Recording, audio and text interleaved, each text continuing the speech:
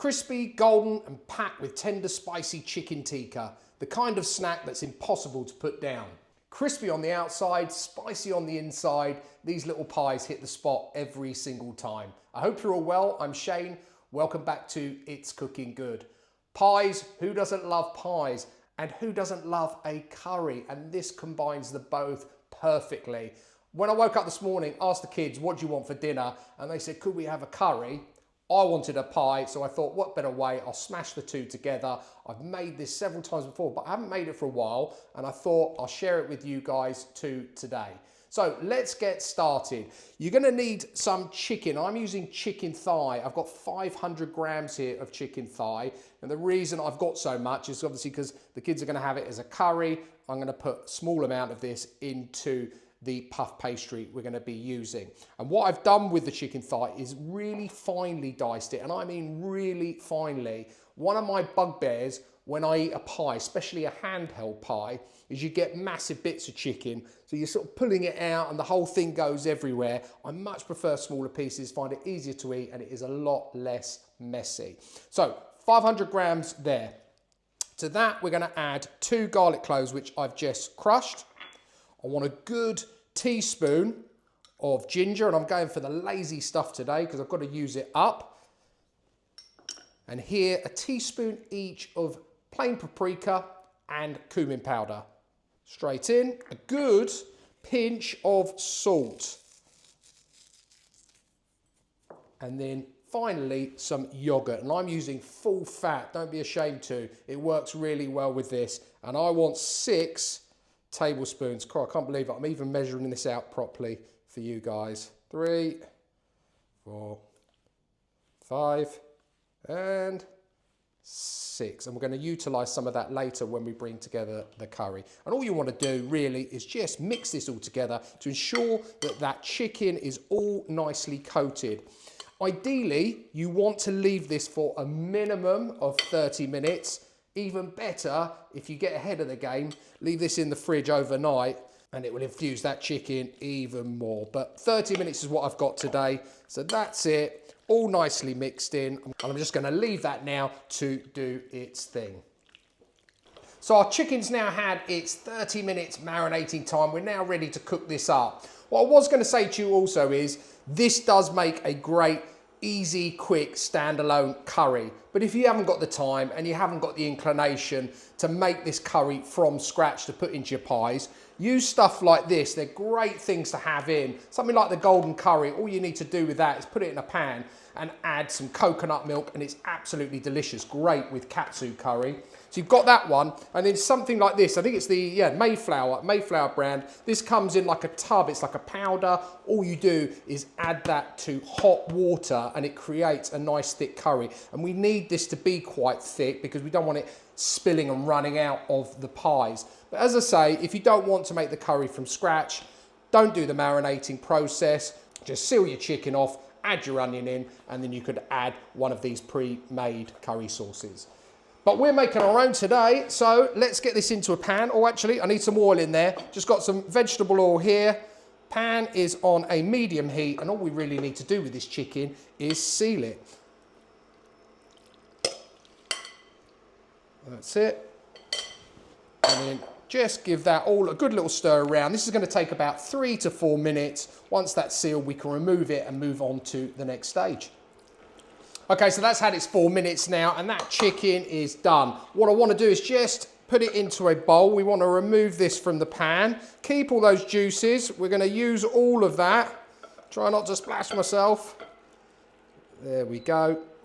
And I just want to, my hob is bleeping at me. I just want to give this a quick wipe out. And then straight in with a little bit more of our oil. And then here I've got 1 large diced onion, and I've diced it as fine as I can. There are a few slight bigger bits, but that'll be fine. They're going to go nice and soft. Put that into your pan, and you want to saute this down for about 3 to 4 minutes or until it's nicely softened. Once your onion's softened down, we can now go in with our garlic. And that's 2 cloves of garlic there I've just crushed. Next to that, another teaspoon of our ginger paste. Stir that through and just let that cook out for about 30 seconds to a minute. Next in with our spices, and there I've got a teaspoon of garam masala, half a teaspoon of turmeric, I've got 2 teaspoons of paprika and 2 again of coriander powder, and a half a teaspoon of Kashmiri chili powder. If you haven't got the Kashmiri chili powder, use cayenne pepper. And obviously if you want it spicier, just add a little bit more. But the kids are eating this, I don't want to blast their head off. Cook that out now for about another minute. As I always say, some of these spices will have been sat on the shelves of supermarkets for a little while. They do absorb moisture, so you just want to release that out and release all those lovely aromatics. So our spices are cooked out. The kitchen smells delightful. Next, I'm going to add in one 400-gram tin of tomatoes. Couldn't get my mutis again, so I've gone for the Sirio brand today. Again, stir that through. And I want to add a good pinch of salt to that as well. And want to leave this to cook out for about 4 minutes. Okay, that's had its 4 minutes. That's cooked down nicely. 6 tablespoons there of our yogurt. Remember, it's the full fat. Stir that through. Cook that down now for another 2 minutes. And then back in with your chicken and all of the sauce. And we want to cook this for 5 to 6 minutes uncovered so that sauce reduces and thickens slightly. Okay, so our curry's thickened nicely, as thick as I want it. Obviously, remember, my kids are eating it just as a curry. I want to make sure there's some sauce left for them. So have a little look at the thickness. See what I mean? It's thickened, but it's not too thick. There's plenty of sauce there if you're having this as a normal curry. Speaking of which, if you've clicked on this video just to see me make a chicken tikka masala, you are done. You are absolutely ready to go. Serve that up with some rice, some naan bread, and some lovely poppadoms. You'll be happy as a clam. If you have clicked on here because you want to see how to make the pie, then we're going to move on to the next step shortly. What we do need to do is actually let this cool down a little bit. I don't want to put it into that pastry whilst it's still hot. So we're going to switch everything off, and I'm going to leave that for a good 20 minutes to half an hour before we make our pies up. So our curry is nicely cool enough certainly to go into our puff pastry, which I have here.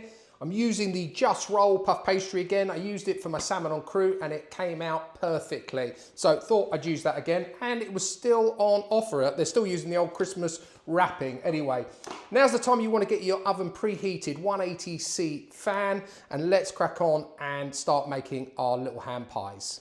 So get some of your curry, just place it sort of near the middle there. You don't want to put too much in. It's really easy, I find anyway, is to put too much in and then I can't close the things. And then you get some of the sauce spilling out everywhere. As delicious as it is, try and be controlled with it. So probably about that amount. Then what I like to do is just section it up now. So we're going to cut down here. Get some egg wash all around those edges just to seal it up. Plenty of it. Just use your hands if you have to, just to push that a little bit more central. That's it. Pull over. That's it. Try not to push down on there. You don't want this splodging out around the sides. That looks good. And then just get your fork and go around the edges just to seal that up. And that's it. Just use a knife and you can tidy that up a little bit so it looks a little bit more presentable. And that's it. We have one handheld chicken tikka pie. I'm going to leave it on this paper because that's the free gift from Just Roll and I'm absolutely going to use it. I'm going to crack on and finish the rest of these off and then we can put them in the oven. So I got 4 out of the mix. Just give them a little scoring just with the weight of your knife across the top there like that. Go across all of those. That's it. Make it look a little bit pretty. And I'm just going to poke a little hole in the top of each one. Like so. And then just get your egg wash and give that a final brushing. Now, if you're not going to eat these straight away, these can sit in the fridge. You could also freeze these. That chicken wasn't frozen. Obviously, if you are using pre-frozen chicken, I wouldn't advise it. And similarly, if you're not making the pies and you're having the curry, that also stores really, really well. Keep in the fridge for a good couple of days if you don't need it straight away. Or you can freeze that up and make these pies again if you're not using all of it. Or obviously just have it as a curry. That's it. And that is our last one ready to go. Plenty of egg on there. Lovely. Okay, so into the oven now, as I said, 180C fan, and they're going to cook for 25 to 30 minutes or until that pastry is nice and golden brown. So our pies are out the oven. They took the full 30 minutes. Let's get one on the board and let's cut it open, have a look and see what the inside looks like. This is going to be hot.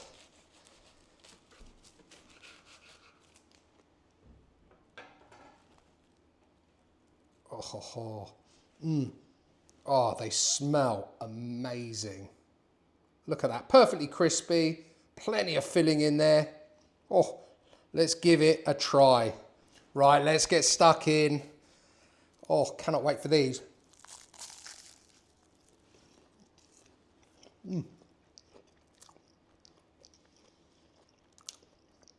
That is delicious. That chicken tikka masala is not overpowering in any way whatsoever. Perfectly balanced, it's not too spicy. I know the kids will like the actual curry itself, but with that puff pastry, wow. It just takes on a whole new dimension and for the better.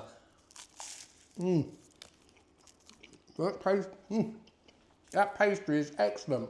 Well done, Just Roll again. They really are good. And whilst they're hand pies, mine are quite small. You can make them bigger depending on the size of your hand. Make a giant pie, even better. Definitely give this one a go, guys. They keep perfectly. As I said before, you can freeze these up so you're ahead of the game next time, and it makes a perfect go-to meal. We're gonna be having this tonight with peas and chips for sure, and I might put some of that Mayflower curry sauce on the side to dip those chips into too. That's it from me for today. I hope you enjoyed this one.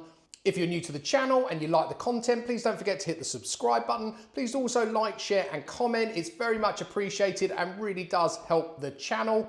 I'll put all of the details of today's chicken tikka puff pastry hand pies down below in the description as always. And all that's left for me to say is until next time, it's cooking good.